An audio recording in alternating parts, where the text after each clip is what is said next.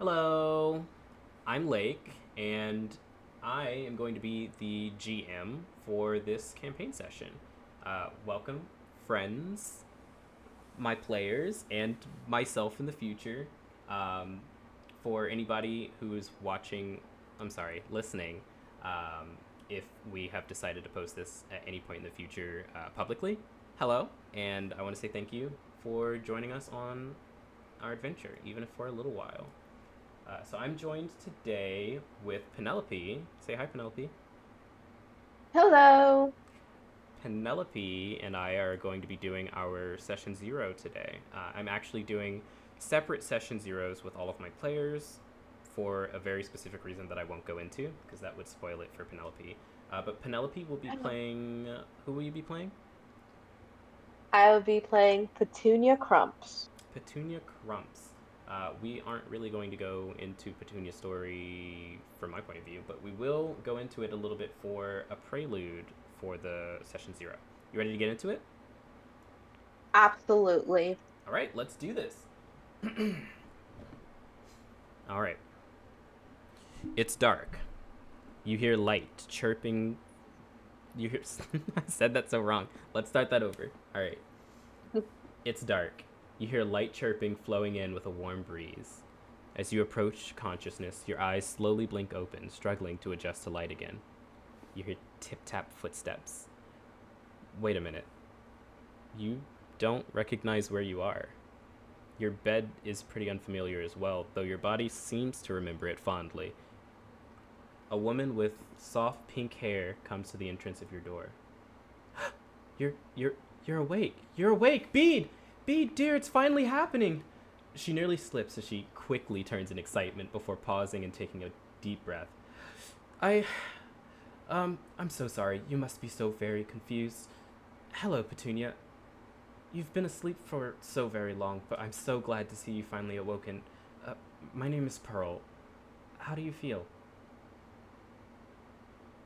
Uh, uh, uh, confused. That's understandable. After all, and you hear a quick thudding set of footsteps, which sounds like there's light sneakers quickly approaching the door, and a man with short, platinum blonde curls bursts into the room. She's awake! Excuse the interruption.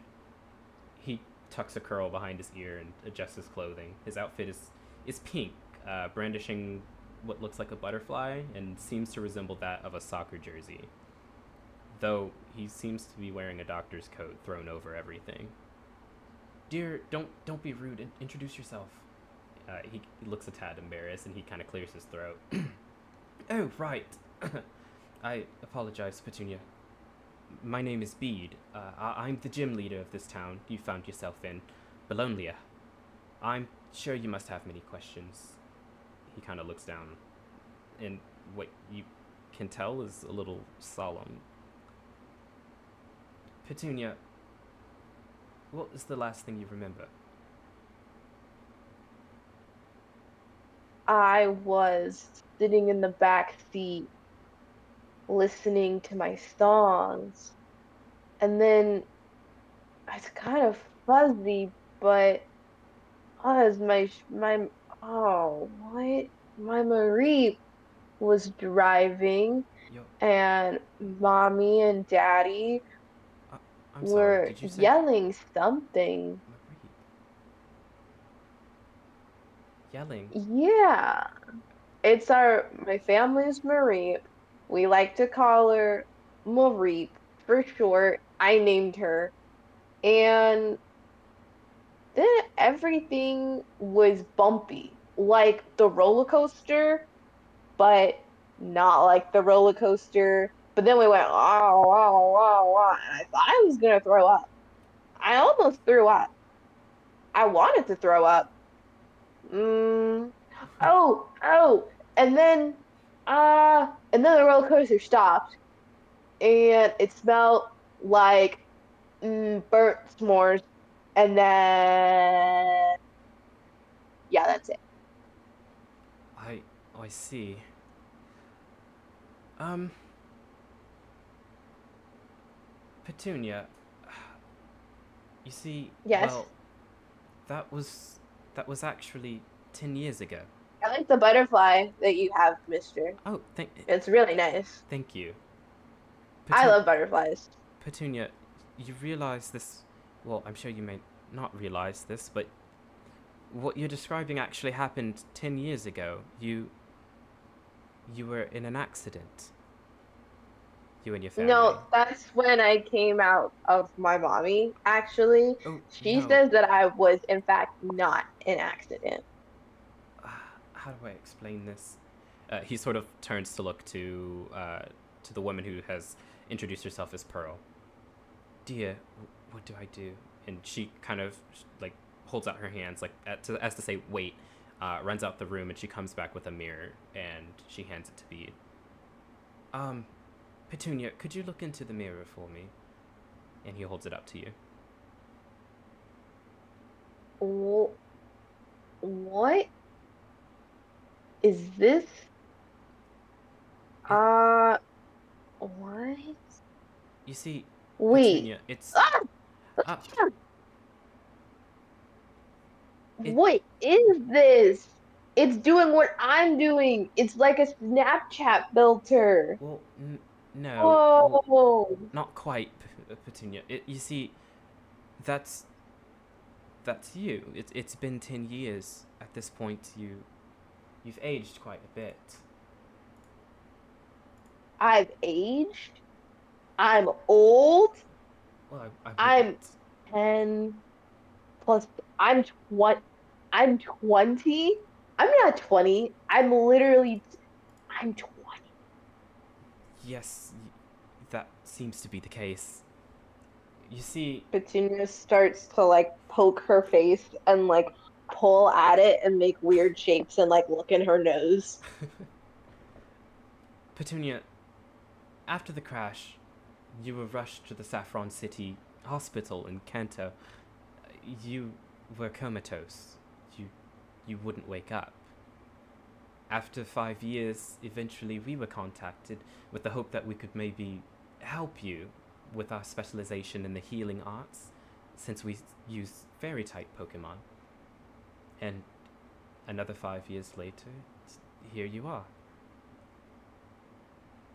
Wait a minute. So you mean I missed my great Pokemon adventure? Uh, oh, uh, yes, that does seem to be the case. On the bright side, you haven't missed as much as you think. A short while ago, laws actually prohibited leaving on your Pokemon journey at the age of 10, and the age requirement was extended to 15. But you just said I'm 20. Well, yes, that is the case. That's my fingers and my toes. Pearl kind of walks up and she puts her hand on Bede's shoulder. Um, Dear, I think there might be a little more of a pressing matter that you should discuss with her. And he kind of looks you in the eyes, um, and he kind of sits down in a chair next to your bed. um, right, of course. And he Why do you look like that? You look like when my mommy was trying to tell me that our Growlithe passed away, that he went to sleep forever. he looks up at Pearl, who's at this point standing behind him, again, hands on his shoulders, and he looks back at you. He locks eyes with you. Petunia, I'm so sorry that I'm so sorry that you have to hear this, but you were the only survivor in that crash. Your parents didn't make it. What? They're You mean they didn't also get 10 years older? no, Petunia. They passed. They've died. Oh, mommy, daddy, they're Pearl walks up and she puts now her hand on your shoulder and kind of kneels down. I understand that this is a lot for you to take in. You've lost those important to you, and you are in a decade that is unknown to you. I know this doesn't what? make up for much, but we have plenty of rooms here at our place, and you're more than welcome to stay with us as long as you need. But I don't want to stay with you. I want to stay with my mommy and my daddy, and our Mareep needs Mareep. Petunia starts to softly sob. Uh, I don't want to go in big. okay, at this point, if this was an if this was like a movie, I think it would kind of start to softly fade to black. Um, and we're going to kind of move forward in time about 2 months now. Okay. Okay. All right. It's been 2 months since you awoke from your coma and began staying with Pearl and Bede. Uh, Throughout 2 months, they've helped you through physical therapy. As you would expect, it's kind of hard to move when you haven't used your body in 10 years. Um, and they have also informed you of basic information about the Galar region, which is where you find yourself now. Um, as you're sitting in your room, the radio is playing, and the music that you're listening to comes to an end, and there's an announcement being played that you can only assume is coming from the news. Uh, I'm not going to go over the whole like role play for this announcement, but long story short, there seems to be a group speaking. They've somewhat announced themselves as three scientists who have recently taken up a post on the Liberty Isles, which you wouldn't really be familiar with, but they've stated is in the Unova region. These professors are studying the bonds between Pokemon and trainers, evolution, the whole shebang, really. But mostly the bonds between Pokemon and trainers. And they've announced that they're going to be hosting a Pokemon tournament in the near future, and that a qualifier of sorts will be held in a month's time. You're kind of sitting in bed listening to this. Do you have any sort of reaction to hearing about an announcement for this tournament? Yeah. Are Pearl and Bede in the house with me? Um, you would assume they are either in the house or Bede may be at his gym currently. But it's kind of like early morning. I'd say it's probably like at the earliest, like, or at the latest, like 10 a.m. Um, Okay. you've maybe been up for maybe an hour or two. And most recently, you've just had music playing, probably opera music. Okay. Like to opera music? Oh yeah. Okay. Oh. Petunia jumps out of bed and runs to find Pearl in the house. Okay. You don't find Pearl, but Oh. you do find Bede. Bede, Bede, I was yelling for you. Did you Oh, not hear oh, me? I'm sorry, Petunia. I didn't hear you. I think I was lost in my thoughts. What is it? That's okay. Thinking's good for you. Yes, I suppose it is. Did you hear the radio? Did you know? Did you know? You had to know. There's a chance I could, I could, I could achieve my Pokemon dreams. And without he seems a bit confused. He doesn't quite know what you're talking about. Uh, your Pokemon dreams. Petunia, are you interested in being a Pokemon trainer still? Well, well, if I could, then I just, yeah, And no, he kind yes. of gives you like a smirk. a small like little smile. And he puts down. I would assume at this point in the morning, he was probably reading a newspaper or something. I don't know what Bede's up to right now, but um, he probably puts down the newspaper and he stands up. Petunia, come with me for a moment, would you? And he starts to lead out of the door. Do you follow? Which, yes. Okay. You guys take a short walk. As you're walking, you've been outside throughout these 2 months. You've been outside of the home plenty of times. There is a soft light coming through the canopy of the trees, but it's nothing too strong. The canopies are fairly thick. But what you do notice immediately, which you always notice when stepping out of the house, is the soft bioluminescent glow of the mushrooms growing on nearby logs. Um, this town has always been very fantastical, and makes sense that Bede would run the fairy type gym here. As you walk, you arrive to the entrance of what would be called Belonia Forest. Um, you've never quite been inside of it, but it seems that Bede is leading you into the forest. Do you go with him? Hey, can I ask Bede a question before we go? Of course. Hey, where are we going? I know we're not strangers, but I don't know about following you into the woods again. He kind of chuckles. That is fair, but I think it's about time I brought you to this forest to see the Pokemon inside.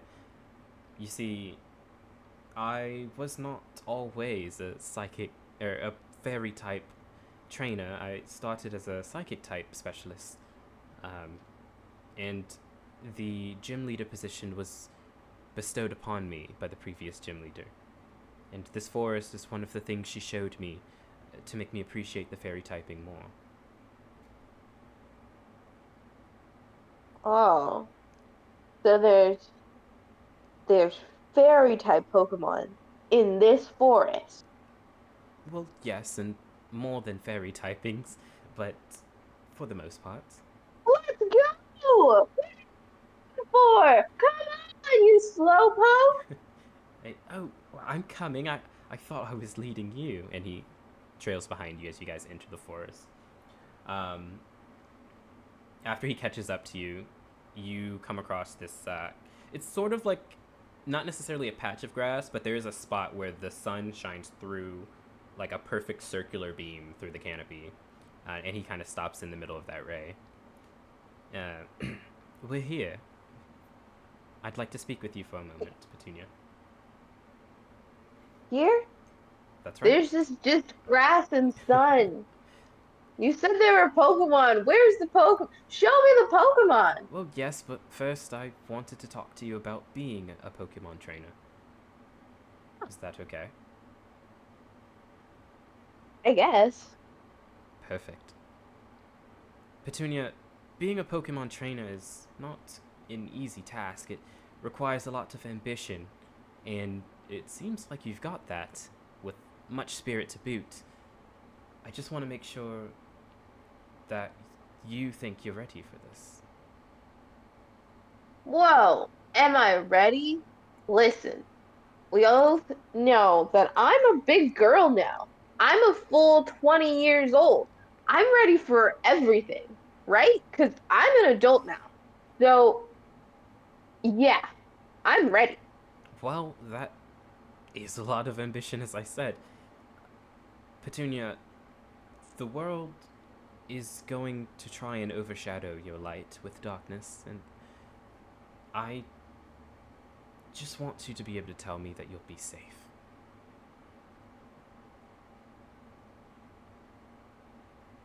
Mm, Petunia looks at the ground and like scratches at her arm. I don't think this world is really all that safe. And she looks up at Bede. with a little tear in her eye. But if I can survive a Mareep, then I can survive any Pokemon and any trainer, because I'm the best trainer in the world! Whoa. Or, or I will be.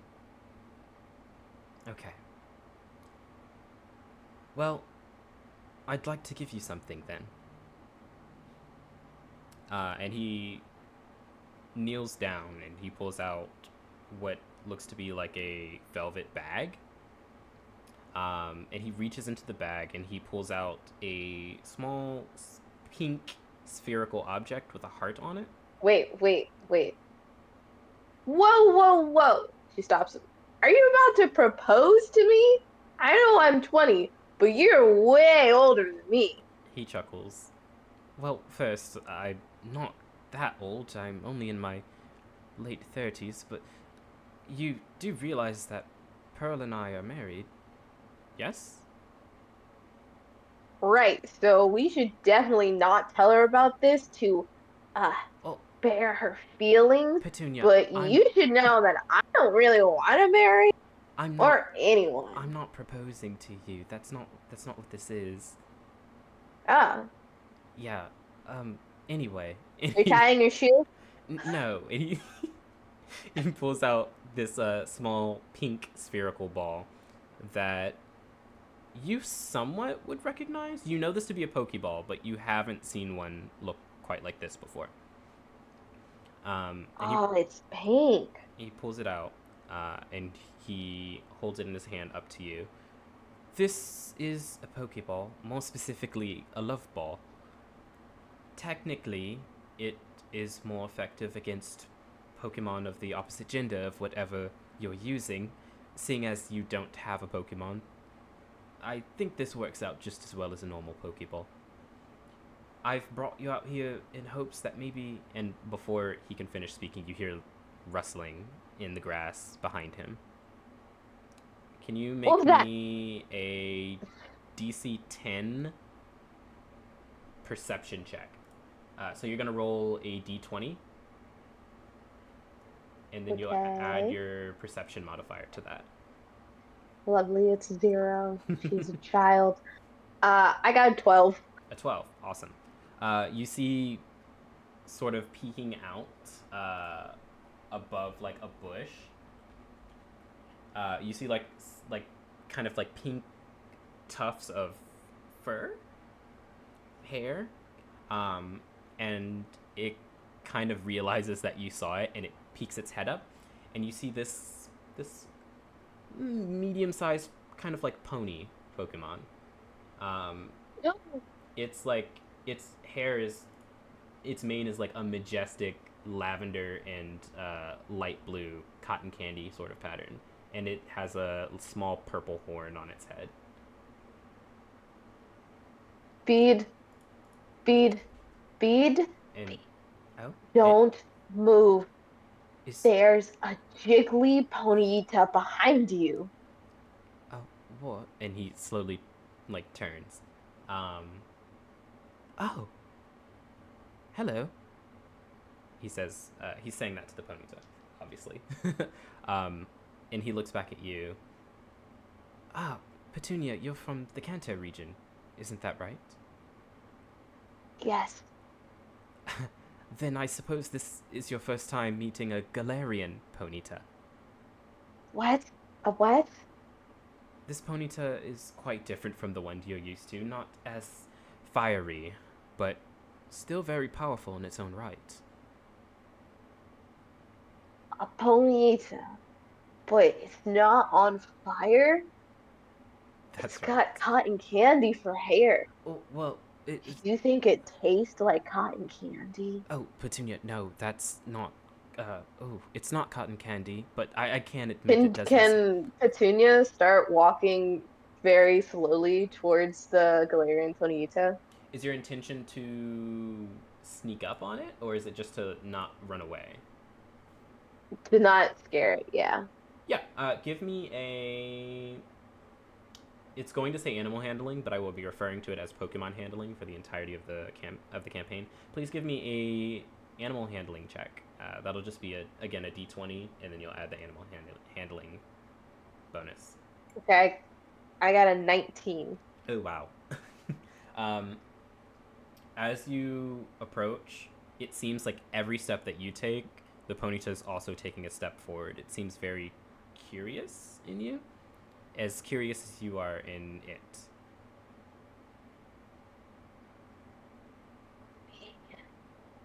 Bead, don't move. I'm gonna touch the fluff. You're going to wait, Petunia. What are you doing? And she keeps creeping closer and closer, and she reaches out to touch the Ponyta's mane to see if it is indeed fluffy like cotton candy. I'd say with a 19, Ponyta at this point has kind of, how do I say, like, knelt, almost knelt down and kind of bowed. It is very much allowing you to touch its mane. Um, it is fluffy. It's not quite like a cloud, but it's the softest fur that you've ever felt in your life. Um, and you can't be sure how, but it almost seems to twinkle in your hands. Mm. Petunia feels the hair softly, and she just whispers, "It's soft." I'm sorry, I didn't quite catch that actually. It kind of cut out in the She mic. just she just whispers, "It's Uh, soft." um, Bede is going to look at you and look at the Ponyta and smile. And he stands up slowly as to not scare the Ponyta. Okay, Petunia has an idea, but she doesn't say anything. She wants you at this time jump the Ponyta and just like have her body hug its body and like roll around. Um, hmm. With you having rolled such a high Pokemon handling, uh, you know what? Actually, give me a charisma check. That'll just be a again D20, but charisma bonus added to it. Okay. So I'm looking for my charisma. It'll be all the way at the end. I believe it's +3. Yeah, it is. So Okay.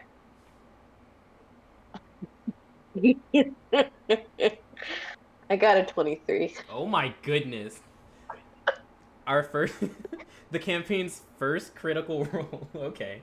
Um, um, I don't know if you're the one who jumped on the Ponyta. I think actually Ponyta might have jumped to you.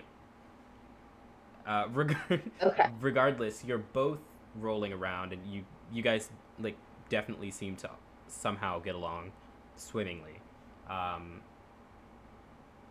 and Bede is enjoying this and extremely happy to see it. And he kind of you don't see this, but he reaches into his back pocket and he pulls out another one of those pink Pokeballs with a heart. He clicks the button on it, and it turns from this like small ball in his hand to like a large, like full size Pokeball. Hmm. Petunia, I'd like to show you something. Whoa! And Whoa! he he tosses the Pokeball into the air, and uh, like a white beam of light shoots out of it onto the ground, and you see what seems to be a larger version of this Galarian Ponyta in front of you. Its mane is twice as gorgeous, and swept to the side. Its horn is much longer. It's sharp, but still seems majestic. It looks very powerful, but also very beautiful.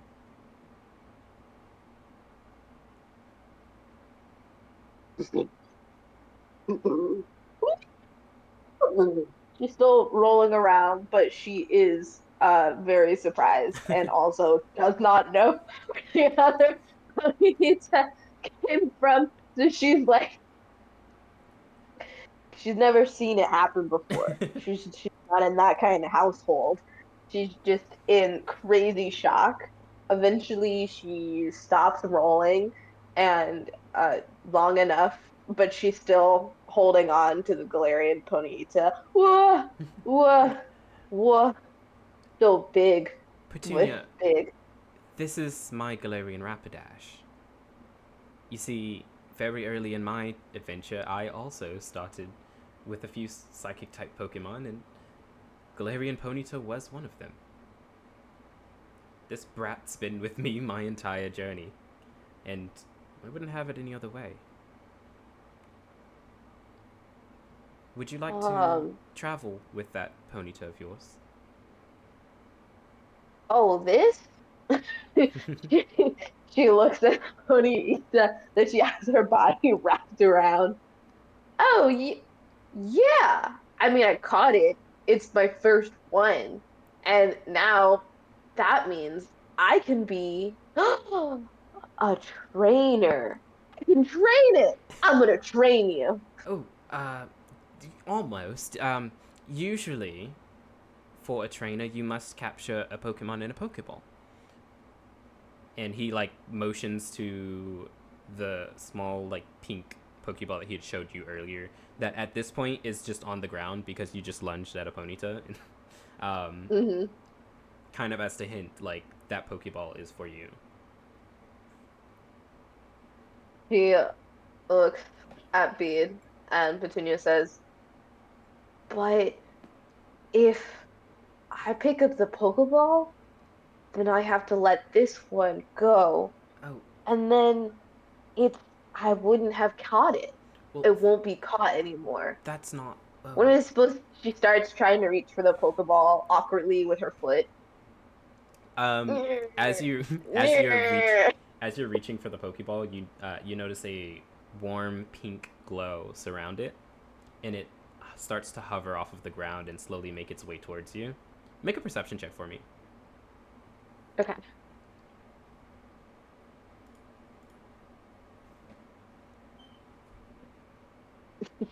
Her perception is 0.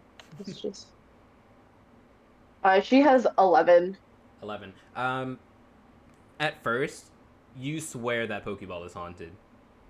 It must be a Oh ghost. yeah. Um, Mm-hmm. but as it gets closer to you, upon further investigation, you turn around and you notice that same pink glow is surrounding the horn of the Ponyta that you're holding on to. And the Pokeball slowly but surely makes its way right up to your face. It seems to be handing it to you. Pete, Pete, I think I think I'm about to go on a Pokeball, and I don't know how I'm gonna get out. It's okay.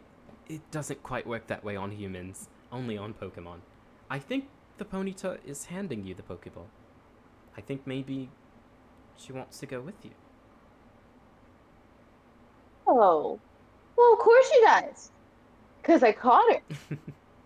Yes, you did. And finally, Petunia lets go of the Galarian Ponyta and sits up and kind of scoots to face the Ponyta and like the Pokeball. Does she have to pick it up, the Pokeball? Yes. Okay, she grabs the Pokeball and she looks at the Ponyta and she goes, "Get in here."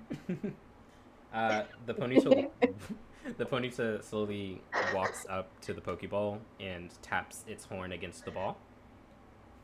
Um, Shortly after it taps the ball opens and a red beam of light comes out and engulfs the Ponyta, and it's almost like a tractor beam, like shrinks the Ponyta and sucks it into the Pokeball. It doesn't make that sound. It more makes like a kind of sound. Um, and it wiggles in your hand once, and it wiggles in your hand twice. And on the third wiggle, clink, you see like stars pop out of it, and you have caught yourself a Galarian Ponyta. Petunia's a little bit in awe of, so she's not really saying anything. She's just got big eyes and slack jaw. That is fair. Bede kind of like golf claps as he walks towards you and recalls Rapidash into his Pokeball. All right, Petunia. It seems that you really are about to start your Pokemon adventure. However, on that note, I think I've got a few things I need to teach you first. And he's going to hold out his hand to you. And if you take it, you guys can walk back to the house. And he's going to be your personal Pokemon teacher, I guess, for a little while, for the next month or so. Yeah, she takes it. Alrighty. That is going to conclude the prelude. And we can start to actually get into the actual session 0. Woo! Good prelude. Thank you. Woo! I was actually very curious about whether you were going to use the Pokeball or not.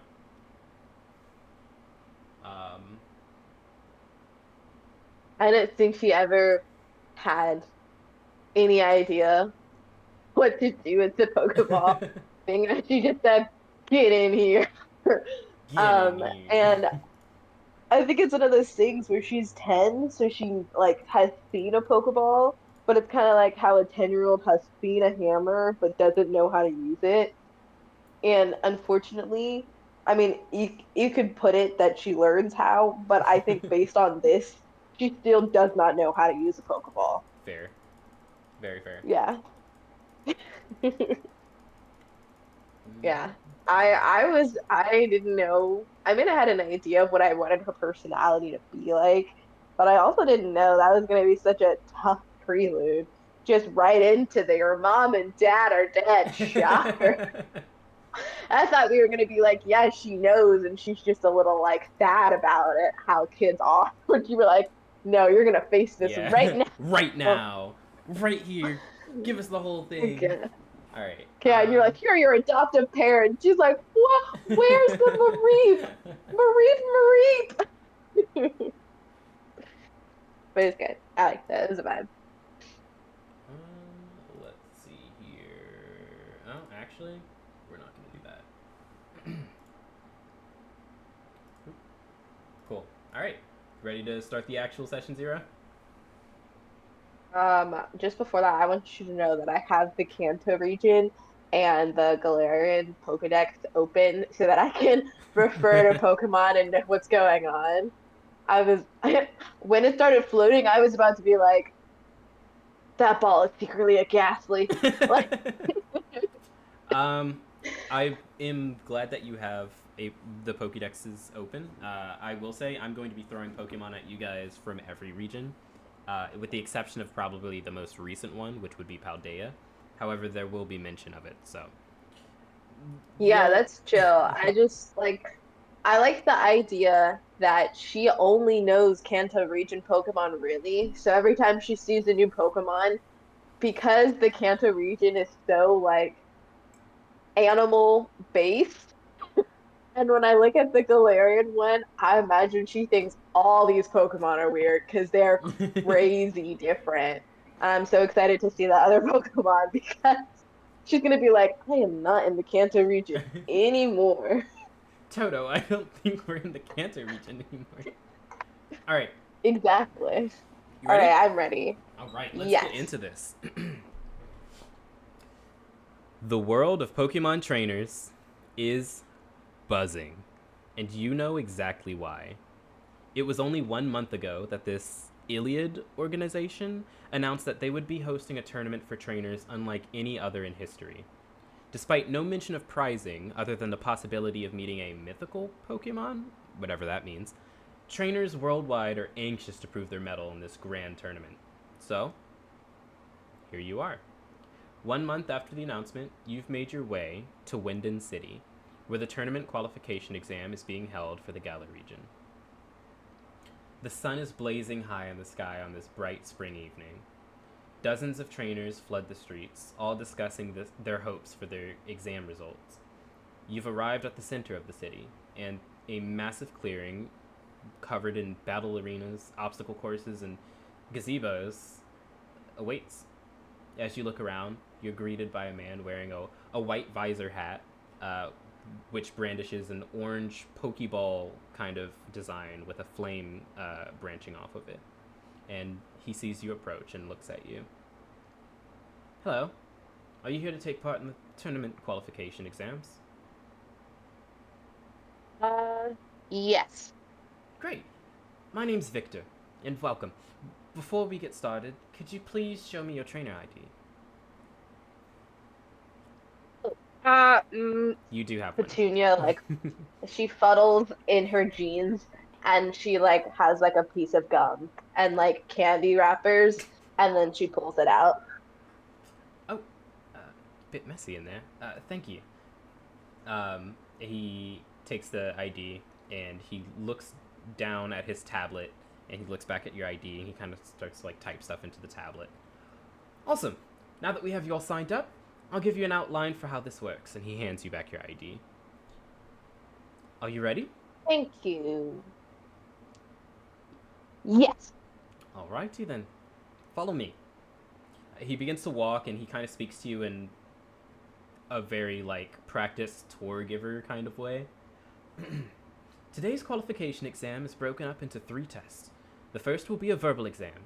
You will be asked a series of questions to highlight your strengths and weaknesses when it comes to your knowledge on the basics of Pokemon battling and its related concepts. Next will be the obstacle course. This test will measure you and your Pokemon's ability to overcome challenges, physically and or creatively. And finally, the battle exam. We've arranged a special trainer to proctor this event and test your skills and potential as a Pokemon trainer. While these are individual exams, we will be calculating your performance as a whole, so don't worry if you don't do too well in one particular area. And he stops and turns to you.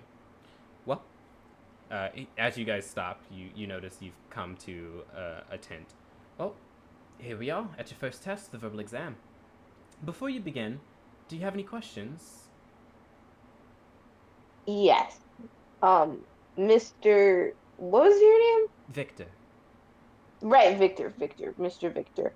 Mr. Victor, when you mean individualized test, you're saying, like, just me? Like, no Pokemon? Like, just me alone in this tent for Well, trapeze?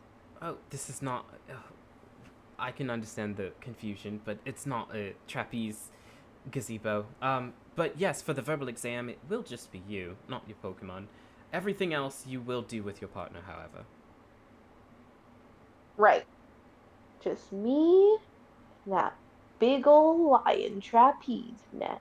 I assure you, what is a lion Petunia anyway? doesn't hear the rest of what he's saying, and she just walks away. As you, She's like, going towards the entrance of the tent.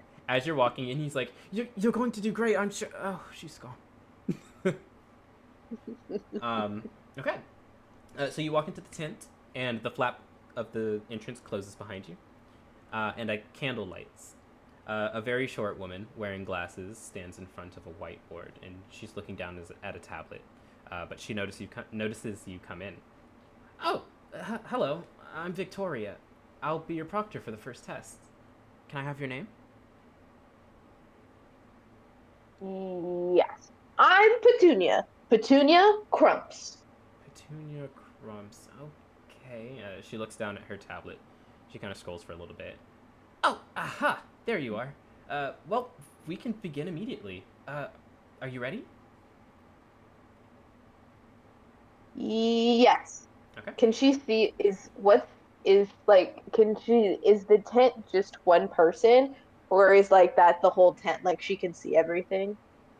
It's not a very large tent. I would say, imagine you were in, like, a high school classroom. The tent could fit in the middle of a high school classroom, and there's still room to walk around it. Like it's not massive. It's just, but it is big enough to stand in, and there's like a small desk in there with a seat Okay, in front of it.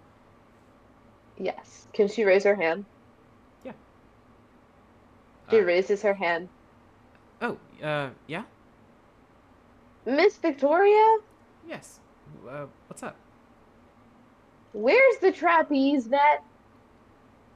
Um, there's no trapeze net. I'm sorry. You're here for Oh the dear God! what? What? What's wrong? I'm gonna fall straight down. No. Not that high though, so I Uh, guess it's fine. uh, Petunia. This is what it takes to become a Pokemon trainer. No. This is just. It's I'll just gonna do be. it. I'm just gonna ask you a few questions. Is all. Oh, okay. I can answer questions. She goes and she sits down in the desk confidently. All right. When you take your seat, she walks to the other side of the desk, and there's another chair there, and she sits down. Very well. Let's begin. And she gives you like a nervous smile. Uh, real life, she's kind of a little confused about the interaction you just had, but she's here to do her job, and that's it. All right. Um. Okay. Um. First question. What is the name of the object we trainers use to capture Pokemon?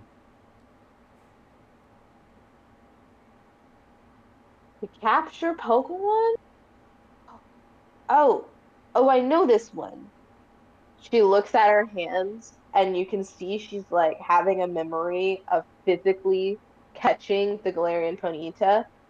She goes, first, you use your hand, and then you use a little pink ball, and they call it Pokeball.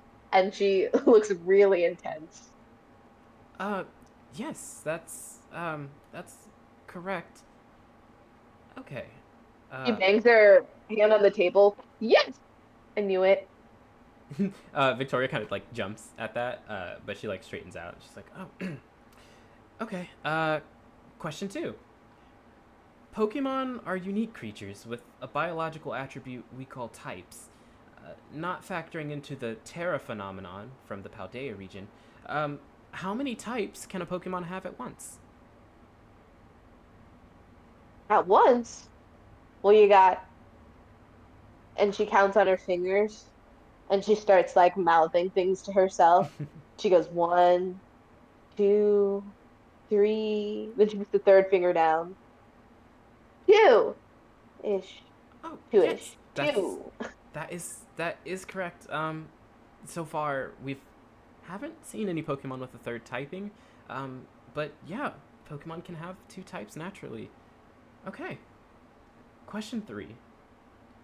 Most Pokemon types are strong against another type, and all types are weak against at least one type. Given the case of grass, fire, and water types, each of these are weak against one of the other. Can you tell me what those weaknesses are? So essentially, those three are each weak against each other, but tell me which of those is weak to which. Hmm. She looks up with her eyes like she's thinking, and she goes, if I were a piece of grass, I would drink all the water. But if I was fire, I'd burn the grass down. Oh, And if I was water, oh, oh. I'd put out the fire. And then she finishes dramatically and looks at the teacher, waiting. And the teachers, like, she like adjusts her glasses. They kind of fell when she jumped. Um, that's probably the most unique way I've had this question answered, but you are correct. Water is weak to grass, grass is weak to fire, and fire is weak to water. Um, okay, final question. Name one Pokemon type that is immune, meaning it's completely unaffected, to attacks from another type. Immune, immune, immune. A moon? She raises her hand. Yes. What is a moon? Oh, um, immune. It means that it doesn't affect it, or it doesn't take damage from a specific type. I got it. She looks up again. Rock, rock, rock, rock, rock, rock, rock, rock, rock, rock. Fire!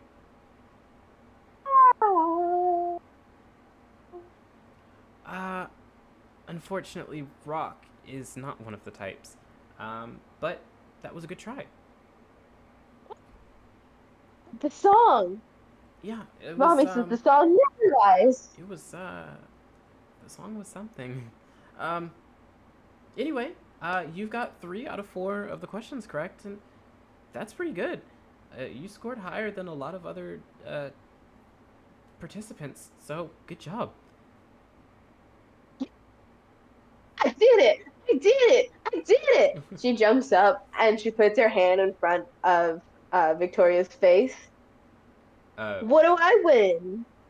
Petunia, Petunia, Victoria is like again taken aback, adjusts her glasses, and she's like, you, you get to move on to the next portion of your test.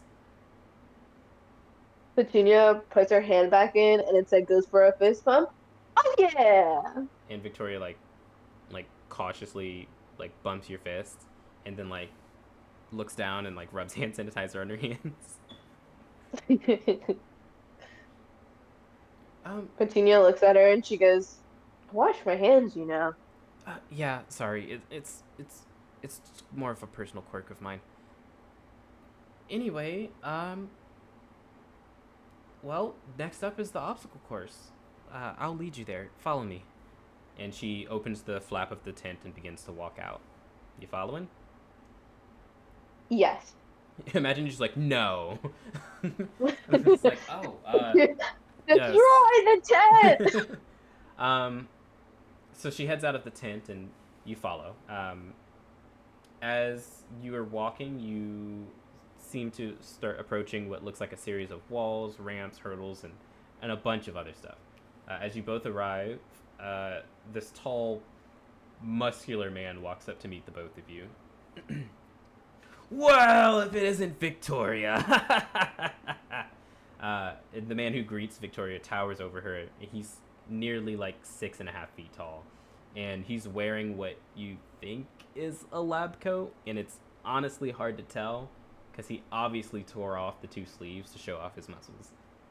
Um, he then turns his attention towards you. Oh, I'd wager you're the next examinee for the physical exam. Nice to meet you. I'm Tori. Put her there. And he holds out a massive hand for you to shake. Petunia is terrified. She's never seen a man this big before, and she does not shake his hand. She just stares at it. Uh, he kind of takes his hand back and he says, "Ah, don't worry. I'm not gonna bite. Well, I'm the proctor for the next test. What's your name? I'm sorry." My name is Petunia. And he looks at Victoria and he's like, "She's a bit quiet, isn't she?" And Petunia's like she doesn't say anything, but she's like shaking her head, like I swear she was not like this earlier. Um, and Victoria just goes, "Well, I should probably get back to my station. Good luck, Petunia." And she turns to leave. Petunia reaches her hand out. Wait! And she gets Petunia's definitely taller than this little lady, Oh yeah, but for then sure. she starts towering over the little lady, Victoria, and she whispers, "You're gonna leave me alone with this big man?" And Victoria like stops and she turns and she says, kind of like whispered and hushed, "Um, this is Tori. He's a very kind individual. I know his size may be a bit intimidating at first, but he's really more of a gentle giant.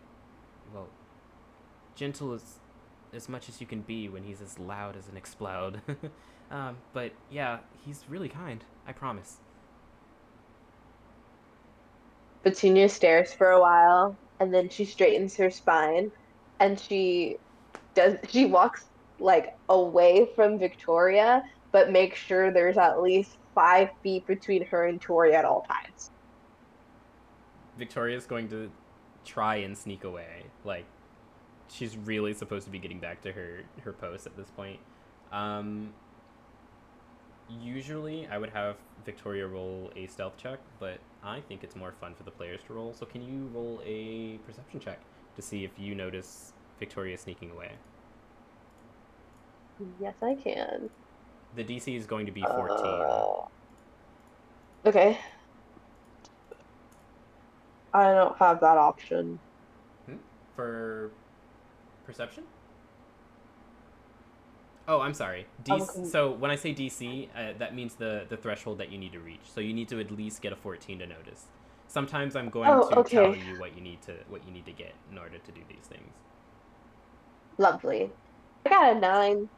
You do not notice. As far as you are concerned, she is right behind you. Uh, she is Ooh, in okay. fact not right behind you, and she has just managed to sneak back into her tent. Um, Tori looks at you and he just goes, "Oh, right. I'll give you the quick and easy so you can get right to the action. You ready?" Petunia looks him in the eye and she goes, "We got this." That's what I like to hear. And he turns his attention to what you could only describe as a military training course. And he crosses his arms and begins to walk. You pick up that he probably wants you to follow. You follow him? Yes, she follows, but she still maintains that 5 feet of space. Okay. Um, as he walks, "This here is my pride and glory. My obstacle course is built to test the limits and potential of you and your Pokemon's physical capabilities, and problem solving skills as well. You'll send out your Pokemon partner, and the two of you will start at the red flag over there." And he points to a large banner. It's got red stripes on it, but it is mostly white with, again, that orange flaming Pokeball emblem that you've seen on the uniforms prior. Hmm. "Once you sound the alarm, you'll take off as fast as a Rapidash. Your first obstacle is going to be the balance beams. You and your partner will need to walk across that one beam together. You nor your Pokemon can move on until you're both crossed. Got it? Good. Next are the Mankey bars. Again, neither can move on until you both get across. So make sure you help each other out. Careful not to fall. You'll get muddier than a lounging Quagsire." I'm a joker. Anyway, after that, you'll dive into the incredibly deep Sharpedo tank. Unfortunately, the organization wouldn't allow me to put actual Sharpedo in the tank, but you've got to admit the name's banging. tough, tough crowd. Anyway, you'll both need to dive to the bottom of the tank and retrieve 2 bracelets from the bottom and return them to the top. Next, you'll come across the Mime Jr. wall. 4 Mime Jr. will be blocking your path, and you've got to make them chuckle to continue your hustle. They won't let you through without a laugh. Finally, you'll rev a vroom to the finish line to hand off those 2 bracelets you grabbed. And you're all done. Not too hard, eh? He looks at him and he is terrified and also does not have great memory. So she just goes, "Flag, bracelets, mime laugh. Go?" Good! Alright, make your way to the starting line and send out your partner. And you look over to where he's, like, pointing. He's pointing at the, there's, like, a checkered starting line right under the flag that he had beckoned to earlier. You making your way over? Petunia, yeah, Petunia walks over and she is still a little bit frightened, but she has a basic understanding and she just whispers to herself, "It's just like PE. It's just like PE." Okay. And you're gonna send out your Ponyta? Petunia reaches into her little bag that she has. Well, I guess she doesn't have a little bag. She reaches into her secret hidden pocket because she's wearing a skirt, and she pulls out a little ball. and she whispers to the ball, "It's just like PE." And she throws it into the sky. Um, Tori sees this and he's Upwards, not yeah, around, just up. no, yeah. Sorry. Tori sees this and he's just like, she's she's got quite an arm, and it kind of just stays in the air for a while. It's slowly coming down, slowly coming down, slowly coming down, and it finally hits the ground in front of you and bounces up. And Ponyta comes out in a white flash, and she neighs majestically and softly. But she looks to you, and she looks at the obstacle course, and she looks back to you, and back to the obstacle course, and back to you, and she's like, "What are we doing? What is going on?" Petunia does not take any time to try and explain the obstacle course. She just goes, "All right, Fluff, we got this." Okay. So you look over and you see Tori is now holding a Pokeball in his hand as he stands from the sidelines, and he tosses it into the air, not nearly as high as you did, maybe like a foot above him, and it pops down, and out pops a large purple Pokemon with a massive mouth and like two big round ears on its head that kind of seem to resemble speakers. And Tori begins to count down. Here we go. 3, 2, 1. And right as he shouts the word go, you can hardly hear the word go. This purple Pokemon takes a massive deep breath, turns its head up to the sky, and releases this incredible bellow into the air. And its ears rattle because it looks like they're amplifying the already explosive shout that he just let out. And you and Ponyta can take off. Um, You don't have to remember. I'm going to tell you the order for everything. Don't worry. yeah, that's good. Sorry. Um, Petunia immediately starts running to the balance beam. Okay. Ponyta was not sure what was going on, was startled by the shout, but turns and sees you running and is like, "Oh crap, I gotta catch up," and starts running with you. You immediately come up to the balance beam, and there's like a short gap between the balance beam and to where you need to get, with like a shallow bit of water underneath it, nothing deep. Um, how do you plan to get over this balance beam? Petunia looks at the little gap of water and the balance beam, and she goes, "Adult leg jump!" And she jumps her body onto the balance beam. You're just gonna jump on, like, you're not okay. All right. I need you. Actually, yeah. No, I need you to make me a DC 13 dexterity check. Okay. So you need to roll a 13. Okay. 7. So you rolled a 6, and then plus that is 7. Yeah. Okay. You jump into the air a little higher than you probably should have. And as you're coming down, you kind of start to freak out. You're like, wait, maybe I shouldn't have leaped onto this thing. And you come down on the balance beam, and it looks like you're about to land on it a little sideways with your heel before you stop in midair. And you kind of like turn to look behind you, and Ponyta kind of caught you. You see her horn glowing, that familiar pink glow. And she kind of like slowly ushers you back to the start and sets you down. She gives you like a little neigh, just like a, "Do you want to maybe try that again?" kind of look. Petunia looks at the Ponyta and she goes, "Okay, you were right this time, but you're not right every time." The Ponyta gets like Um, obviously like eye rolls and just like whatever. Petunia, Petunia says, "Since you are pretty good with the good ideas, why don't you go first?" How do you think Ponyta would approach this? I think Ponyta would just try and walk across the balance beam because it's very obvious that that's what's set up, and Petunia is just silly. Okay.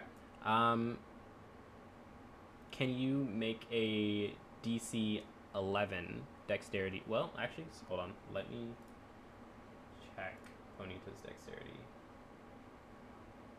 She got +2. DC 12 dexterity check for Ponyta. Okay.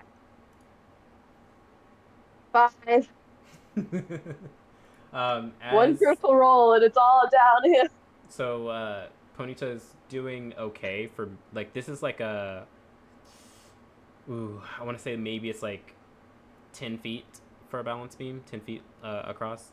Ponyta gets maybe 2 feet across, and her hooves like slip, and she falls into the water and is just drenched. And she comes up and she like gives you this like, don't even say it look.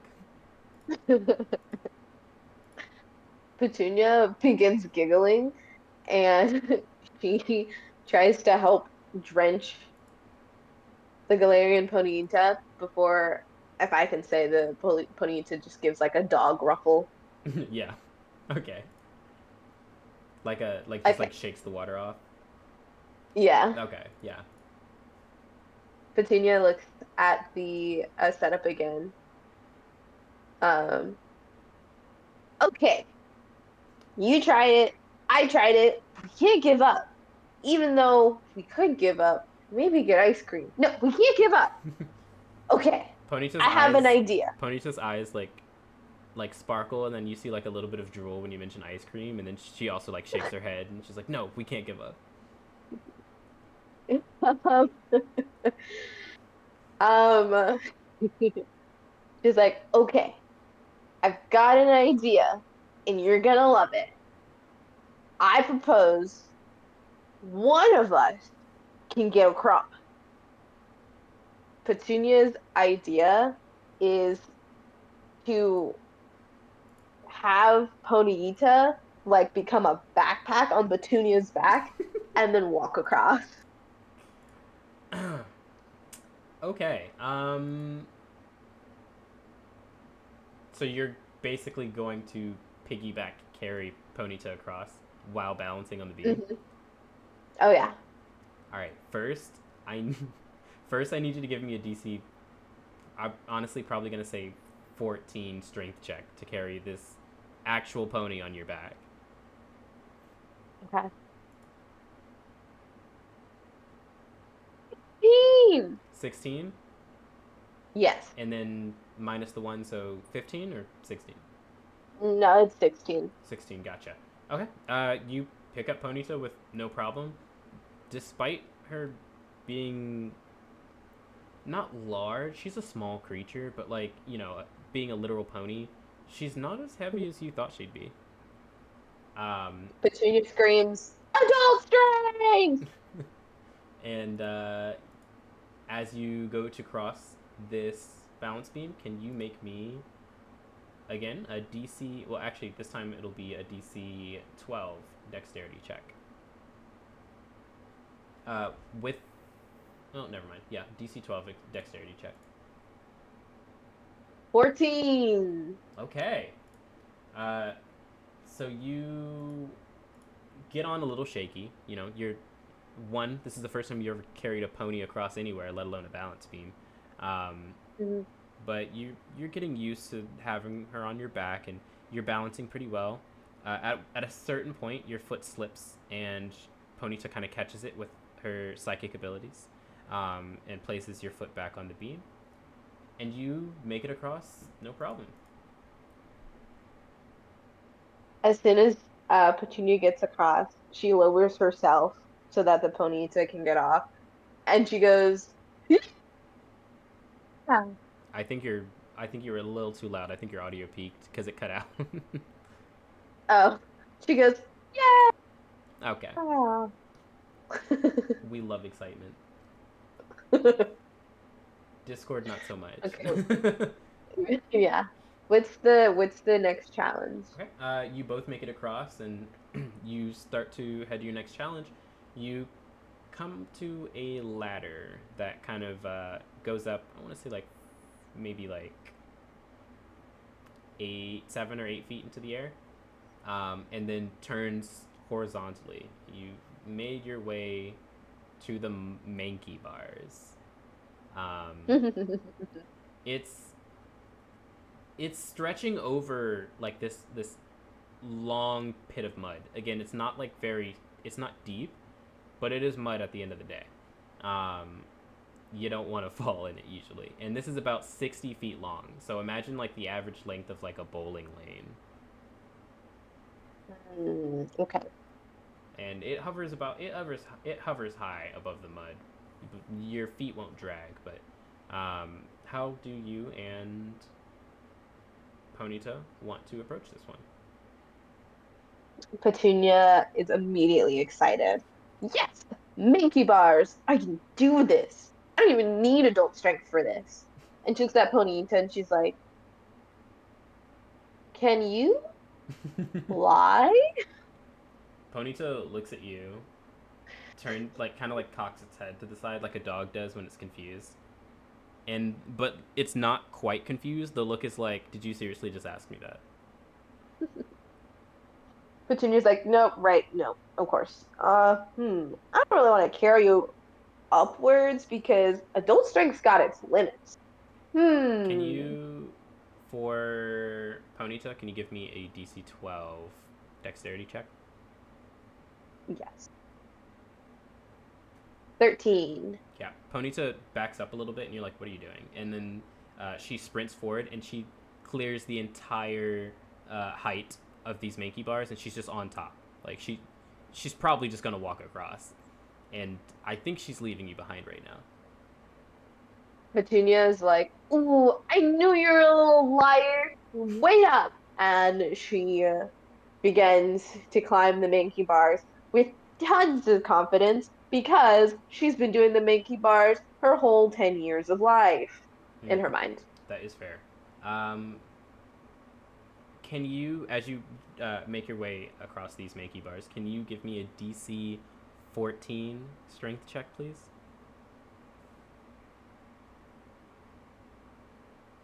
9. Ooh, as you make it about halfway, and you've noticed that you've kind of started to like catch up to Ponyta, and you're going like at this real quick speed. You're used to Mankey bars. You used to do them all the time, but you caught up, and now you have to slow yourself down before Ponyta accidentally like steps on your fingers while she's walking across. And as you slow down, you miss a bar and you fall into the mud. And Uh, Ponyta stops, looks down at you, and she gives you this like it's a neigh, but it definitely sounds like she's laughing at you. It's like Petunia grabs a fistful of wet, juicy mud and she attempts to throw it at the Ponyta. okay. Not in a mean way. Yeah, I know, but still, I'm gonna need you to roll a d20 to see if you hit this ball of mud. Okay, what is it gonna be? It's going to be Ponyta's AC, so you're trying to get 14. Wait, so who am I rolling for? Petunia or You are rolling for Petunia to hit Ponyta with a ball of mud. So I'm okay. this isn't necessarily an attack, but we're treating it like one. It's not gonna deal damage though. Mm-hmm. To remind me of what I'm rolling? A d20. Okay, no, there's no check, just D20. Yep, just a straight d20. She gets 5. Five, it whiffs, and Ponyta kind of laughs a little more and like sticks her head up in like this like snobby kind of way and continues to prance across the Mankey bars. Is Petunia allowed to just walk? Actually, Petunia starts trying to just walk to the end of the Mankey bars As you start through the to mud like like where you were or to the other side. to the other side. Okay. As you start walking, the mud is getting deeper. And it's getting harder Oh, and okay. harder to walk across. Petunia freaks out a little bit. Ugh. I'm sinking. I'm sinking.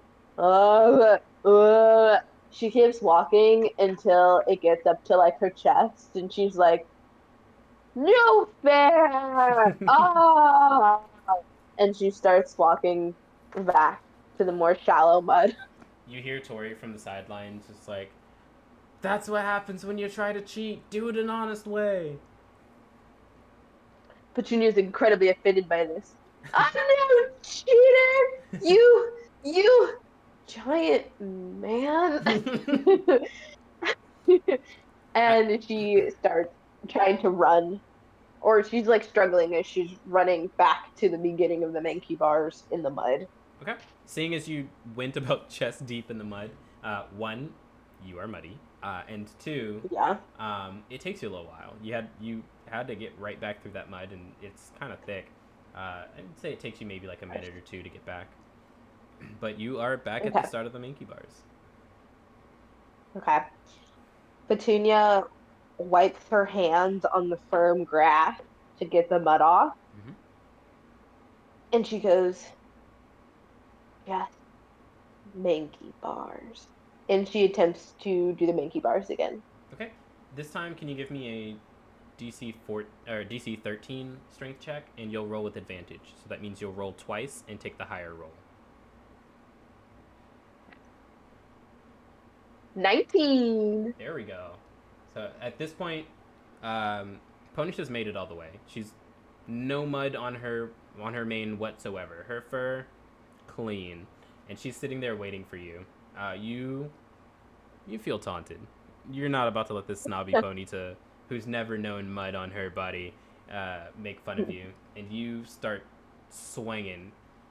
Bro would think you are a Mankey, is the quickness that you make your way across these Mankey bars. Um, Nice. and as you land, as you get to the end, you kind of like do like a final swing and just like land into the grass next to Ponyta.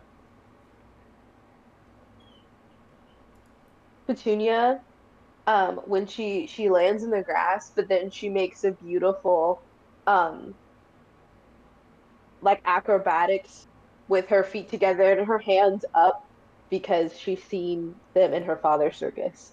And she goes, "Humba!" Give me an acrobatics check. Oh my gosh, okay. Um,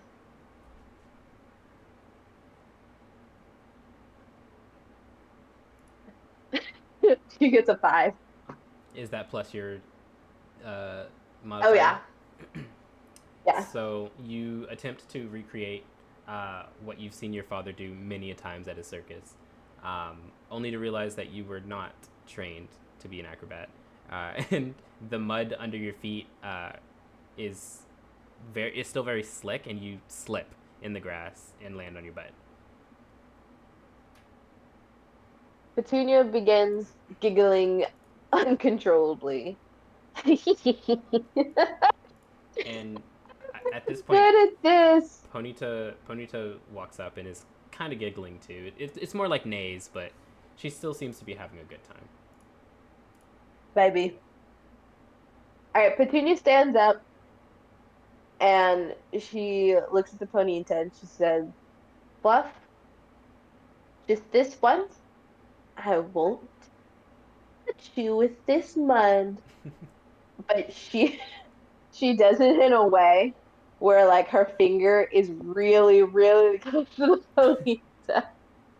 Ponyta's eyes like widen, and it's like, I swear, if you do, I'm pushing you back in that mud. But like she's also like slowly backing away from you. All right, the Petunia starts walking towards the next challenge. Okay.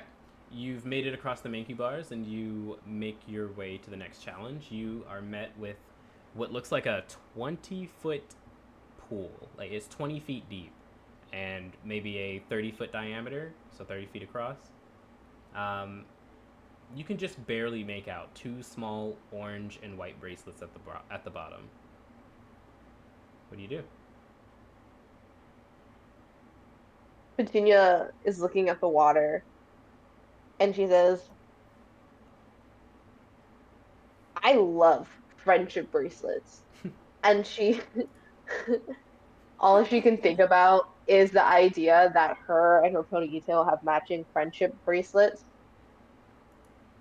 And she turns back to Tori and she goes, "Big man!"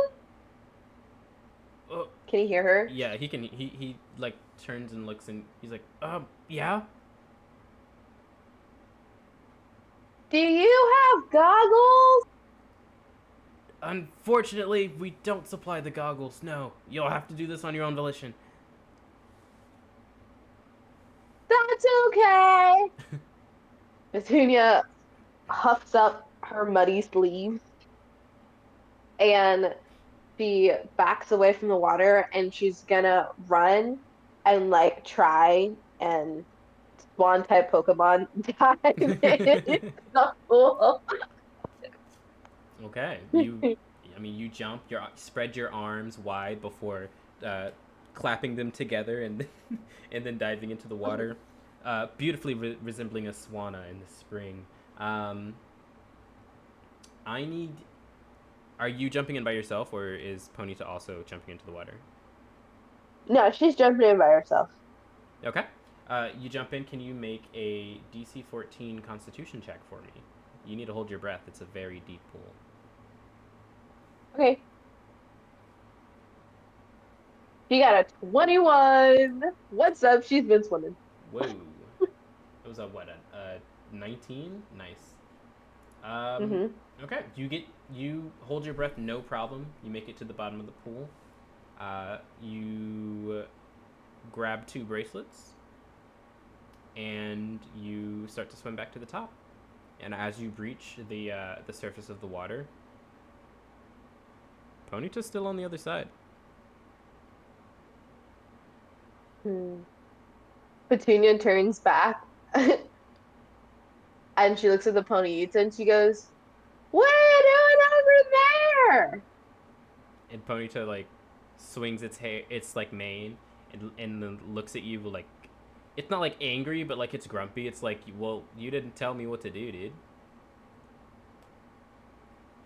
Petunia, who completely doesn't understand what this could possibly mean, just goes, "Here! Over here! Come here! Here!" She starts waving her hands frantically. Ponyta kind of like again rolls her eyes and just goes and just jumps into the water and it's like she's doing like a almost like a doggy paddle. It's like it's Aw. very like princessy. She's very capable, but she seems to be very how do I say particular about looking cute while she's doing Mm. this. And she eventually makes her way across. Petunia is like, "Fluff, we gotta talk about you and how fast you can swim and how fast I can swim." uh, And yeah. Fluff's gonna look at you, and it's kind of like a is that a royal challenge? Petunia starts walking to the next challenge. Okay. And you're at this point you're for the most part cleaned off. I mean your clothing is soaked, but the mud's off. Um, Yeah. and Pony just kind of prancing behind you, all princess like. Um, And Petunia doesn't really notice that she's soaked. She's just soaked and she's just making a wet mess and she does not even notice or care. all right. As you make your way to the next challenge, you come up to a line, like a horizontal line that's blocking you off from your next path, of small pink clown-looking Pokemon. They're tiny and cute, and they have like a red nose, and they seem to be wearing these like what looks like bluish purple party hats on their head. These are you gather most likely the Mime Junior that Tori was talking about, and they stare blankly at the two of you. Their arms are like stretched out from side to side as to say like, "You shall not pass," and they seem to be expecting something from you. What do you do? Petunia is mystified by these small miniature Mr. Mimes. And all she can think about is how good they would fit in at her father's old circus. she um, she begins to think that they're doing like an Oompa Loompa sort of routine. So she just starts doing the same outstretched hand motion back at them. And they like, as you do this, like they look at you, then they look down at the Ponyta, and they like raise an eyebrow, like, "Yo, what's she doing? Like, what's going on here?" But they don't move, and nothing really changes. They're still holding their line. Um, Petunia stops doing their motion eventually, and she looks at her bracelet and she looks at the hand and she goes, "What? No, no way!" And they're And like, they just stare at each other. yeah, they're just holding their line, staring at you, just like blinking. Nothing changes, but they're just like blink, and then you're like blink, and they're like blink. Petunia's like, "I know how this works." And she goes into her pocket and she gets her wet piece of gum and she puts it into the Mime Junior hand. The Mime Junior. Okay, as you approach to put this piece of gum into the Mime Junior's hand, maybe like a solid 3, no, more like 4 inches in front of the Mime Junior line, your hand hits a wall, but you don't see anything there. But it definitely hit a wall. Oh, what? Oh my goodness. Bonita, are you seeing this? And she like squishes her face up against the wall. Uh, You have a total invisible wall here. can you make a DC 14 charisma check for me, please? Mm-hmm.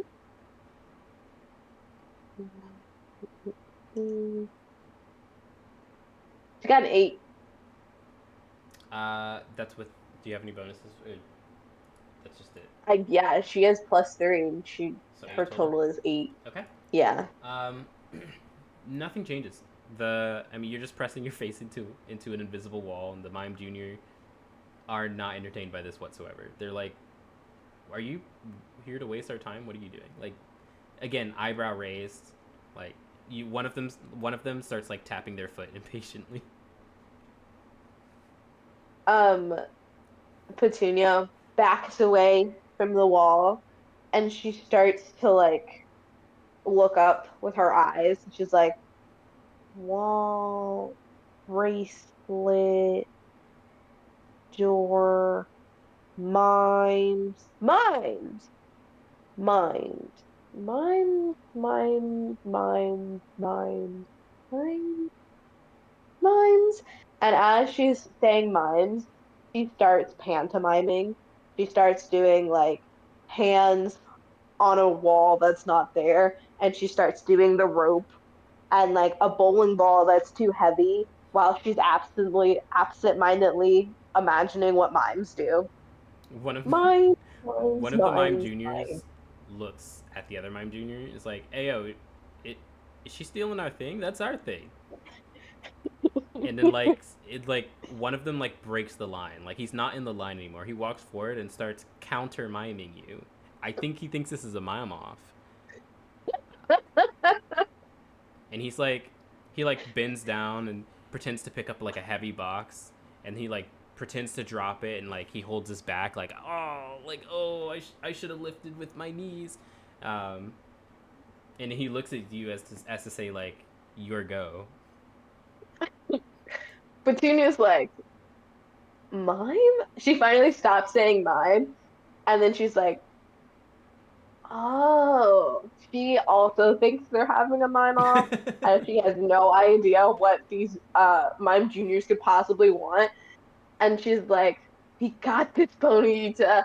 And she starts doing like a balloon bit where she blows up the balloon and it starts floating, and the Ponyta comes and like pops the balloon with her horn, and she falls flat, and uh, then she looks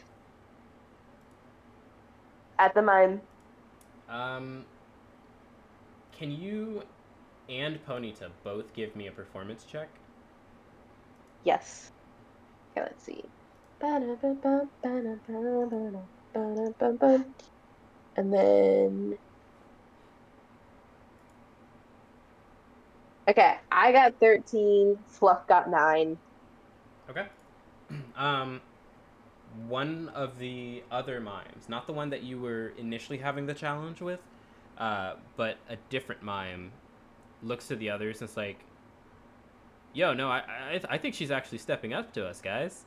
And he also walks forward and starts miming at you. He's like, "It's a mime off, bro." Um, he he like turns to look at you and then turns his body, but he's still like looking at you with his head, and he starts like walking forward, but he's very noticeably getting shorter, and it looks like he's going behind a wall, like downstairs, except you actually cannot see him as he's going down. And then he comes back up and he reappears, and you're like, "Yo, what?" Petunia at that is like, my father was a clown. And so instead she's like, and there's no better cure to a mind than some good clowning. And she begins to do like where you do the dance and you jump from one leg to the other, and it's like, and she tries to make a silly face by like opening her mouth really wide with her fingers and sticking her tongue out and almost doing like a Fortnite emote, going, Oh my goodness. Can you can you give me a DC 12 uh, performance check with advantage so you can roll twice? okay. 20. A natural 20? No. Okay.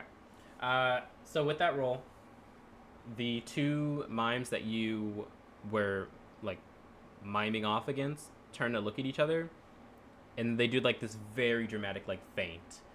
Like they're like, "I can't believe I've witnessed something so preposterous. This isn't miming. This is clowning."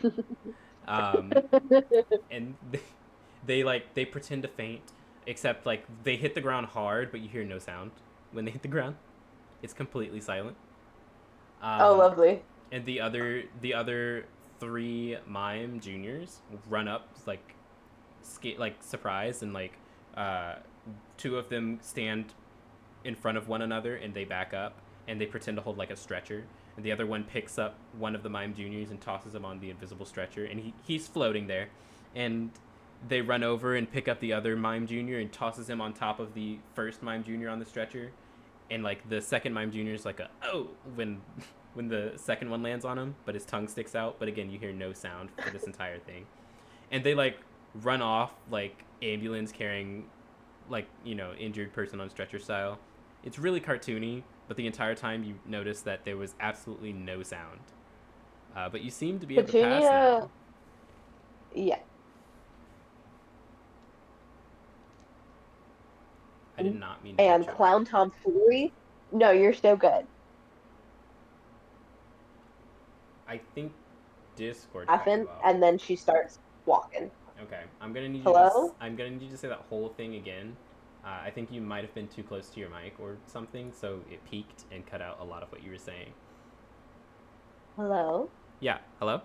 You can hear me? Yeah. Yeah, you can hear me? Yeah, I can hear you. Okay. She just thinks it's really funny, so she just laughs a lot and then walks past the display. Okay. um. So as you pass, you come to the finish line. There's another checkered, uh, like, finish line at the end with the flag, and as you cross the finish line, there's a loud pop, and like confetti starts raining down. Um, and Tori and his Loudred like come running up to you at the finish line. He's like, "Ah, amazing job! You had me and Loudred sitting on the edge of our theoretical seats out here. With the obstacle course out of the way, you've got only one more challenge, and that's the Pokemon battle." Petunia has been trying to catch the confetti as it comes down and has only just noticed that Toyer's right there. And immediately she like looks really guilty and drops all of the confetti slowly out of her hand. And she's like, "Can I go now, mister?" He's like, yeah, you're done. You can head over to the battlefield over there. And he like gestures towards the battlefield, one of the battlefields of like three, to a man standing there. And he says, "Unfortunately, I don't get the honor of being your opponent. That privilege goes to him." And you can head over to the battlefield if you will. Petunia happily gets away from this large, muscled man. Okay. She's As just thinking to herself, this guy isn't even as big as the muscle man from the circus. Like, what's going on here? as you approach the battlefield, you are greeted by a man he's kind of been standing there reading a book. Um, he has lavender hair and is again like everybody else, kind of just wearing like he's got these like baggy white cargo pants, but he's got like a normal t-shirt on, but with like a white lab coat over it. But yeah, he's got lavender hair, green eyes, and he looks at you and he says, "Why, hello there. My name is James. I'll be your proctor for the last part of your test." Petunia looks at him and she goes, "My name's Petunia Crumps. And don't you mean Dr. James?" I'm not a doctor yet. I don't think I actually want to be a doctor. Anyway, for the last part of this challenge, all you have to do is battle me with you and your partner's own style. You want to show me what you got? Petunia is looking at him like she doesn't believe James is not secretly a doctor pretending to be a Pokemon trainer. But she then goes, "I know what you mean. And me and my Fluff have been practicing." And you see Petunia get ready for a dance battle. She's in pose and she's waiting for it to begin. And he looks at you. He's like, "Whoa, you've got some style." But I don't mean for a dance battle. We're battling, like Pokemon battling. Oh, yeah, no. Obviously, I knew that. We knew that. She looks at the ponyta. Still in the dance pose. And he's like mumbles to himself. We He's like, "I'm not sure if they actually knew that. I'm gonna ignore that." And he starts to walk to like one side of the battle court, and leaves the other side open. Petunia and her Ponyta step into the battlefield on their designated side. Okay. Ponyta walks in front of you.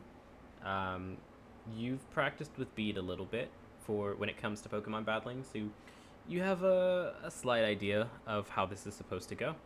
Um, and Ponyta seems to internalize it a little better than you. She knows where she's supposed to be standing. She knows that she's going to be fighting another Pokemon. She's familiar with this. Um, Yeah. and James pulls out a Pokeball from his belt loop. And he clicks the little button. It gets bigger in his hand, and he tosses it out. He says, "Come on out, friend." And out of the Pokeball comes a like large carnivorous plant-looking Pokemon. Um, it's got like like teeth that are green, kind of just part of its like face slash body. It looks like a carnivorous plant with eyes, honestly. Um, and as it comes out of the Pokeball, it immediately turns like mid like sending out of the Pokeball, turns in the air to James, opens its massive mouth, and just like wraps its like mouth around James's head. Yeah. And James is like, "Carnivine, this is not the time. We've got a job to do." Um, and he like finally pops like Carnivine off of his head, and Carnivine takes a battle ready stance. Are you ready? Yes. I Okay. would like to say that Petunia does not know what a Carnivine is, She thinks that this is simply a Galarian victory bill, the evolution of Bellsprout. Well, She's not that bright. that's okay. Um, let's get started. We are going to start with rolling initiative. So you can roll a d20 and then add your dexterity modifier to it. But you're going to do that for Ponyta's dexterity, not yours. Okay. It says 16. 15. Let's see here. 16. 1 6. Wait, 16. Yeah. Gotcha. Um, Carnivine has. Where is it? 12. So you'll be going first. Okay. Petunia is her palms are a little sweaty, but there's no throw up on her drenched wet sweater at any time. Hmm. Um Mom's Tangela. that's funny. She goes, "All right, Fluff, you know what to do. Our secret move. Confusion." As you say this, James goes, "It's not much of a secret if you shout it out loud." Um, Petunia says, "I'm working on it." okay. For confusion, can you start with rolling a d20 to see if you hit? Mhm. Got a 9. 9 is not going to hit. It's just gonna whiff. So Ponyta shoots out this uh, wave of psychic energy towards Carnivine, and Carnivine kind of like wiggles out of the way, kind of just like a cartwheel. Baby. Okay, and it is going to be Carnivine's turn.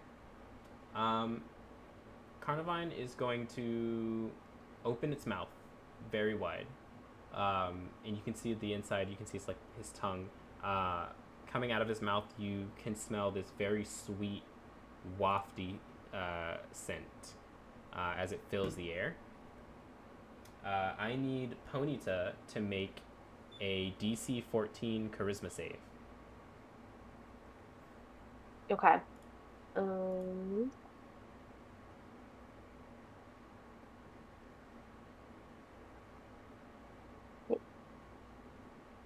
oh no. Oh, it's a 2. It's a 2. It's a So 2. for Carnivine's next 2 attacks, he gets to roll with advantage. Uh, okay. It is up to Fluff now. Okay. Petunia's like, obviously that didn't work. We gotta start using our repertoire, Fluff. Growl,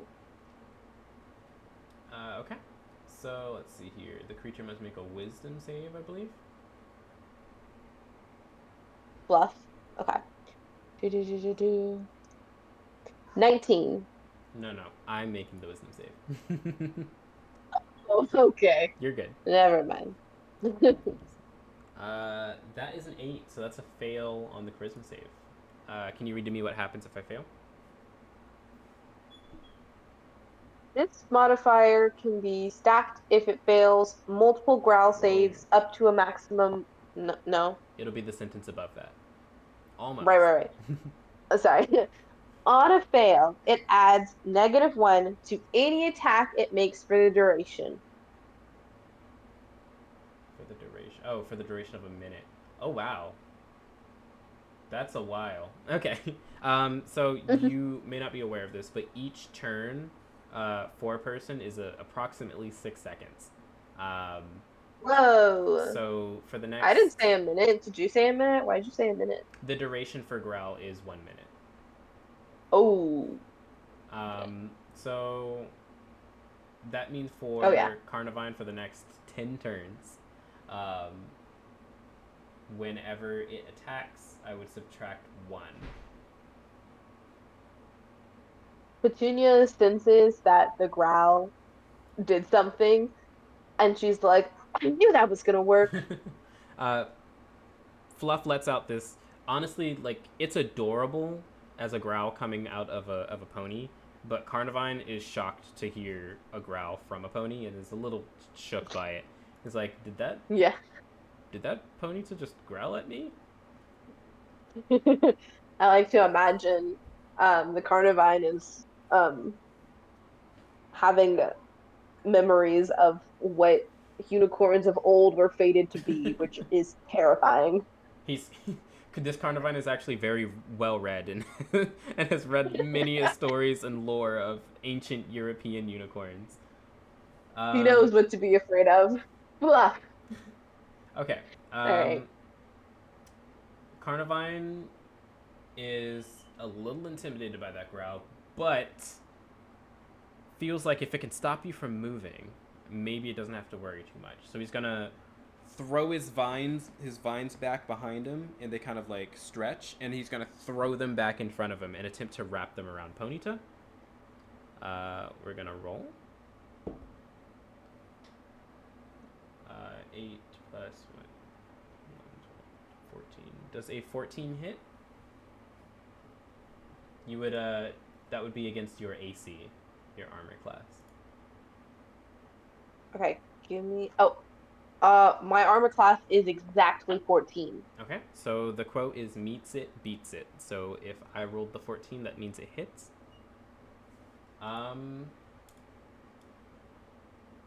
So now that I hit, let's see, we'll roll for damage. If I can find my die. There we go.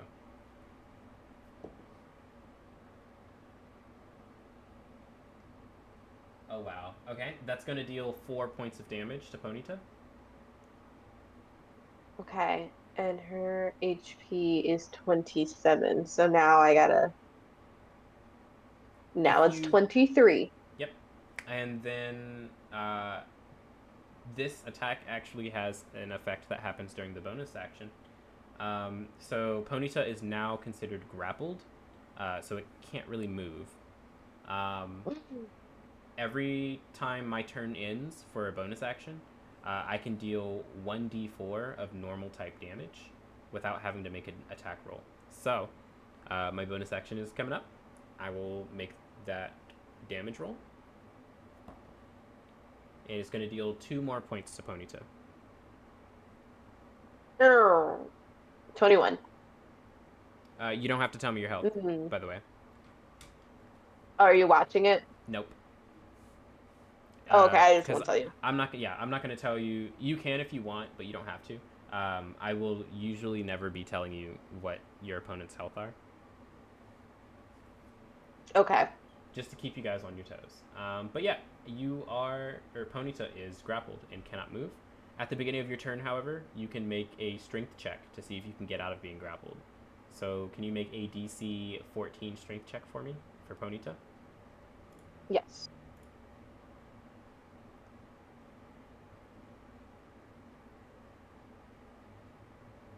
It's a 19. Okay. And I got 19 last time, so I double checked. I was like, is that 19? Okay, yeah.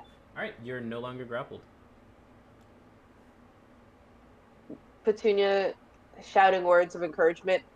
Good job, Galarian. You can beat that grass. You eat grass.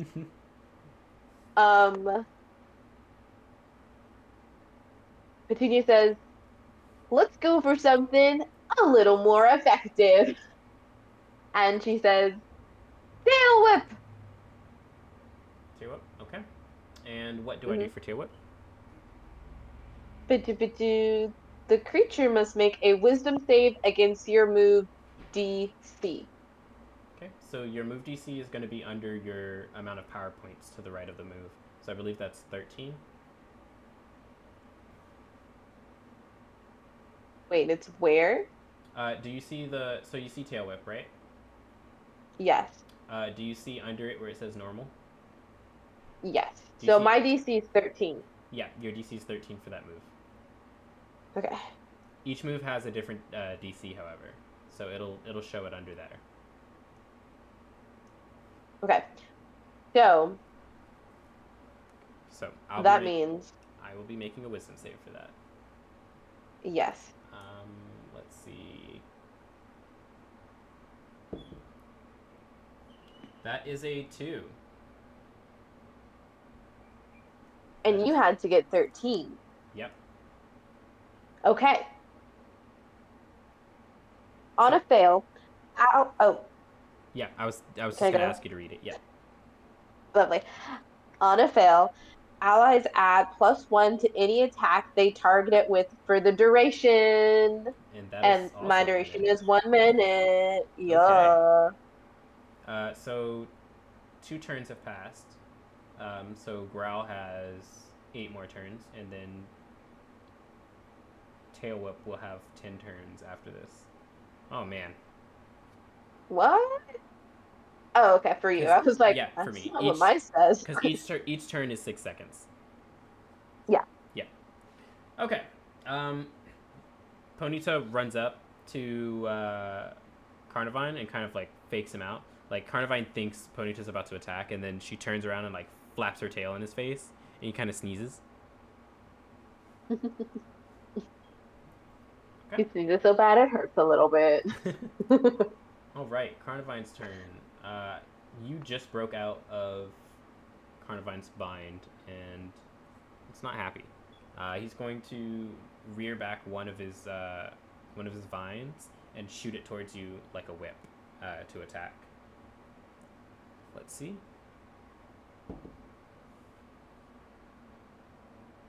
Do I have to make a wisdom save? No, I'm rolling to hit. Let's see. Okay. Oh, I have to subtract 1 as well from each of these. Okay. And the other one. Oh wow. Okay. Does a 22 hit? Um, Wait.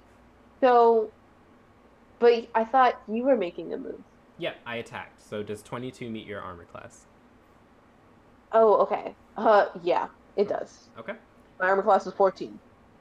Um.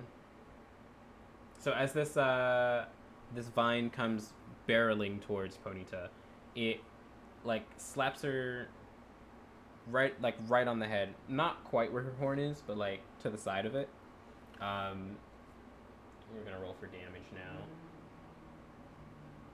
Let's see.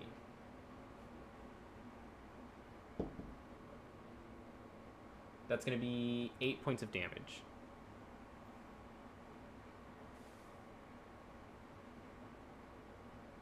And oh wait, hold on a second. Where's Taylor? Oh, okay, never mind. Yeah, that's 8 points of damage to Ponyta. Okay. Okay, and it is your turn. I want to remind you that while this is Pokemon, it is also D&D. So you can do things outside of using your moves, or if you have a unique way that you want to use them, you can let me know as well. Okay. Petunia, seeing that Fluff was damaged, is a little disheartened, but it makes her more hardened. She's just like, "Arr! All right, time for our favorite move. You know it." And she just says, "You know it," but Fluff knows that it's tackle. It's tackle. Okay. Yes. Can you roll to hit for me? Yes. That's a And D20. yeah, and don't forget that with Tail Whip, you get to add +1 to that attack roll.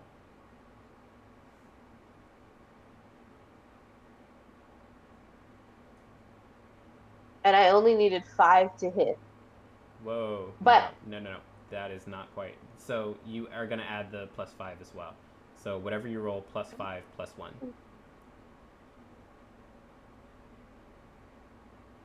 you know, I did not know that, but I'm gonna pretend that I did. Anyway, that makes it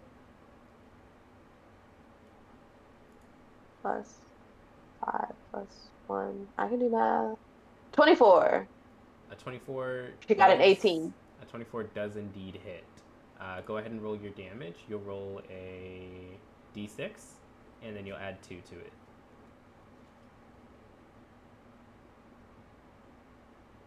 7. Carnivine in takes total. 7 points of damage. All right, Fluff, you did it. um, okay. Carnivine gets hit right in the chest by this tackle from this tiny little unicorn pony, and it hurt a little more than he was expecting, honestly. So he's going to once again open his mouth and let out this very sweet scent. I need Ponyta again to make a DC 14 Charisma save. Since you used Growl, you'll make a DC Charisma save and add 1 to it. Okay. So you'll add your Charisma plus 1. Lovely. It is 4. Did you, did you roll a 1? I rolled a 3. Oh man. Oh, your Charisma's plus. Okay, gotcha. Yeah, it's plus 0. Okay, so Carnivine will have advantage on its next 2 rolls, or its next 2 attacks. Okay. And it is your turn. Fluff, stop smelling his breath and use your body. Fluff goes to tackle again. Okay. Yeah, that's a D20 plus 6. Oh my god. Is a 7. 7 is not going to hit. Ponyta, hyped up on the energy of having hit a tackle, is going to circle around and come back for another one, but Carnivine's ready. Carnivine loops around Ponyta, and it... How do I explain this? Kind of like how, like, Mr. Fantastic, like, goes over, like, does, like, a backbend over opponents, you know? When he's fighting. Carnivine does a similar thing. His vines kind of, like, stretch out as he goes over you. And he is once again going to attempt to wrap his vines around Fluff. So let's see.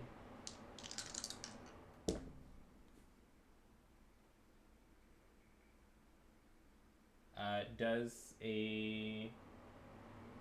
Yeah. Does a 22 hit?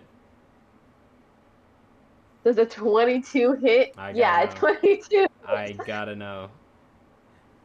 Yeah. Okay. Let's roll away at attack damage.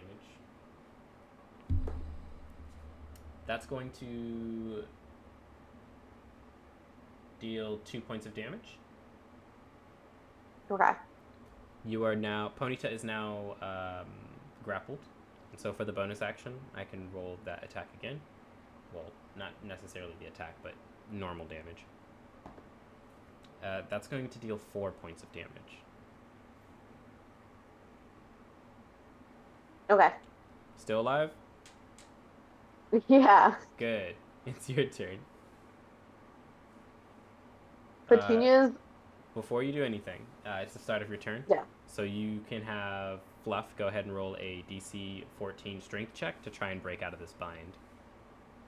Oh, yes.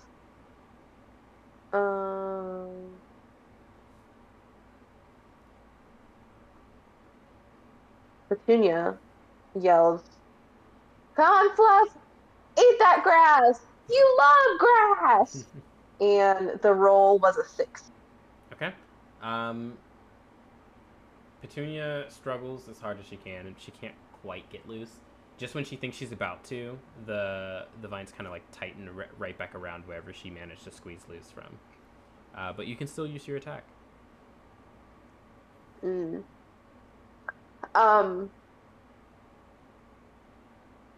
Petunia says, "That's okay! It happens!" And Fluff attempts a tail whip.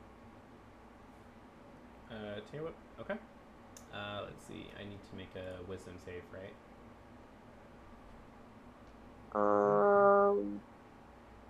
Yeah. Against my move. And what is your move DC? My DC is it's 13. Gotcha. I thought you said 30 for a second, and I was like, huh?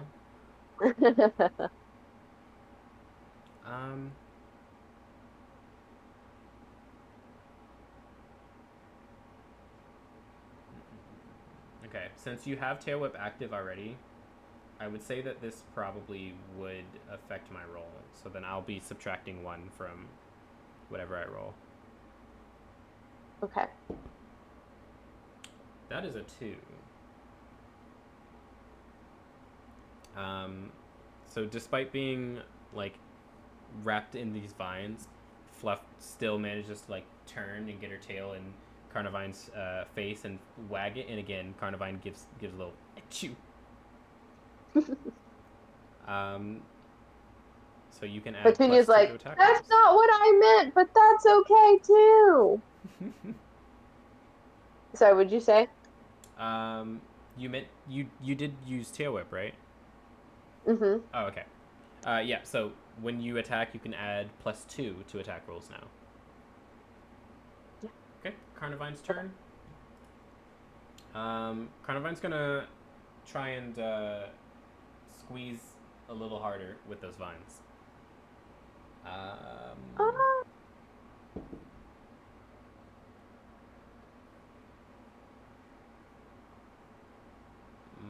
Does a 13 hit? no, it does not. Okay. Carnivine attempts to tighten, and Ponyta is just thrashing around. She's struggling as hard as she can, and Carnivine can't get a good grip.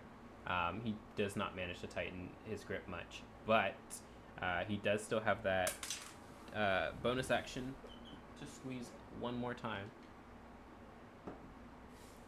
And that's just going to deal 2 points of damage.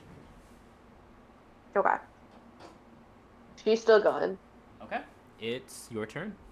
And you can make that strength check to try and break out of bind. Okay. Petunia says, don't let him tickle you. Hit him harder. And her strength is 6. Wait, yeah, it's 6. It's 6. Okay. You can't quite manage to break out of that. Petunia is a little frustrated, and she goes, ah, ah, ah. And while she's making frustrated sounds, Fluff attempts another tackle. Okay. Go ahead and roll to hit for me.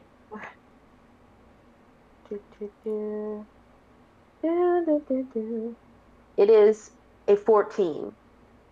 14 does hit. You can go ahead and roll damage.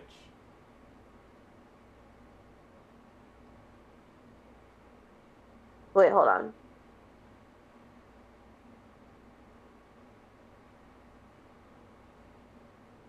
I think I've been doing this wrong. I gotta read that tackle So because you roll the I d20 to attack, and then after you attack, you roll for what your damage is. So for your damage, you'll roll a d6 and then add 2 to it. okay.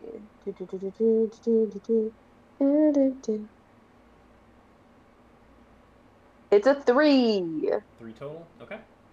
Carnivine Mm-hmm. takes 3 points of damage. And it is Carnivine's Good turn. job, Fluff. While Ponyta is struggling, she manages to get a little bit of a foothold. She's not being held above the ground. She's still like on the ground, and she kind of like jumps up and like throws her body into Carnivine. He's like, "Whoa, hold on, you're supposed to be wrapped up." And he will once again attempt to tighten his grip. He's got to stop you from moving. You're hurting him a little bit. Mm-hmm. Mm-hmm. Oh.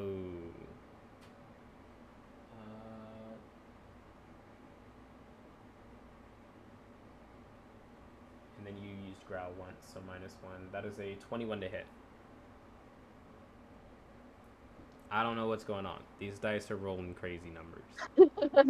I would also like to say, I'm pretty sure I used growl twice. No, I only used it once. I Used, used tail whip twice. yeah. Okay, but yeah, 20 whatever does hit. And I believe the next turn, I think the next turn is the end of growl. So this one, no, I think you have one more turn of growl. So next time that I attack, you'll still get the -1. Okay, okay. Okay, so I'll roll a d4. Seriously? That's gonna be 1 point of damage. Oh, no, plus my damage, so that's 4 points of damage. How many points you cut out? 4 points. Okay. She's still there. She's Okay. still going. Alright, and then we have the bonus action. So it's gonna be another d4. That's 2 more points of damage. And she's fainted. Ah. Carnivine tightens his grip just a little more, and then he like tosses Ponyta into the air, and she comes down, and she's got like the swirly eyes. She is knocked out. Petunia is distraught. You can go ahead and return Ponyta to the Pokeball if you want. Petunia, Petunia, distraught, walks up and gets the Pokeball from her secret pocket and simply taps it gently on Fluff's horn. Okay. Uh, James returns Carnivine to the Pokeball, and he walks up to you and he says, "Petunia, was it? That was a great battle. You did a great job." Petunia has like watery eyes and she looks up and she goes, Dr. James, that was my first battle and it felt bad. He like puts his hand on your shoulder and he's like, "Yeah, I get it. Sometimes you win, sometimes you lose. But what's important is you have fun and you want to keep training and get stronger for next time." Petunia thinks about it and she's like, she's almost quoting something she's heard before. Sometimes you win and sometimes you lose. And she says it in a way as if that's not exactly what he just said. She just like looks far off into the distance. Um, did that her tapping the Pokeball on Petunia's horn return Petunia? Yes, it did. Oh, okay. If not, I was gonna have her be like, okay, and carry her back. No, that worked. Um, Okay. After you like give a very extremely summarized version of what James just told you, he's like, yeah, something like that. Anyway, you can head over to our makeshift Pokemon Center over there. We have a few Nurse Joys ready to help. Um, and as you make your way to Nurse Joy to have your Ponyta healed, that is where we're going to end today's campaign. Or session. That's the word. Today's session.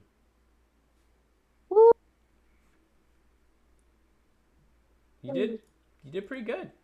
For your first battle. Uh, Yeah.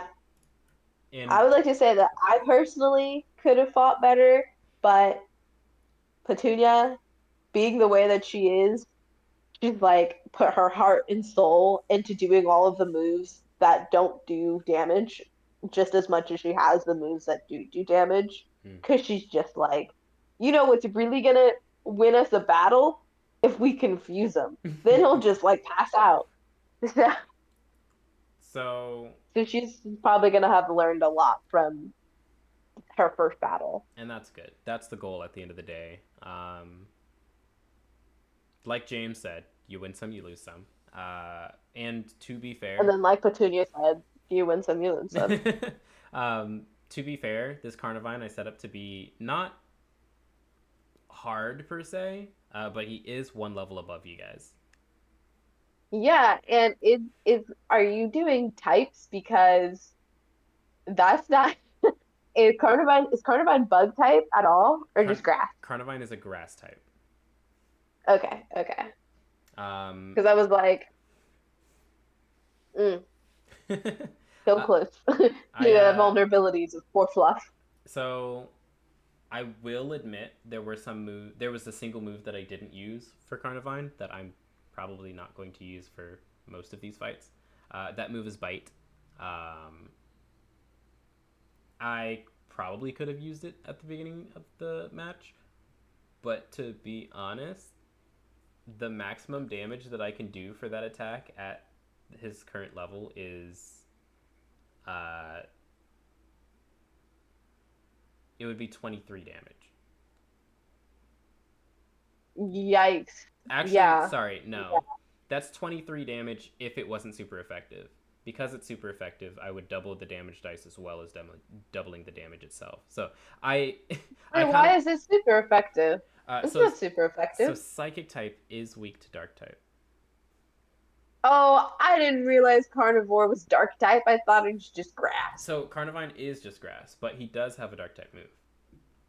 Oh, okay. I didn't realize it was a dark type move. Mm-hmm. I got you. I got you. Okay. I want to say thanks to everybody who listened to this first session. This is technically not session one. This is session 0, just to get Penelope's character established and also familiarize Penelope with the battle system and everything like that. This is everybody's first time playing Pokemon 5e, so sometimes we're gonna get. Well, I guess this isn't technically Pokemon 5e; it's a version of it. But we're just trying to get everybody familiar with the system. Some people are new to D&D. Some people haven't played D&D in a while, so they're still getting back into the flow of everything, and that includes me. This is my first time GMing for a game. But again, thanks to everybody who's listening, and I hope you guys have a good time. Say bye, Penelope. Goodbye, Lake.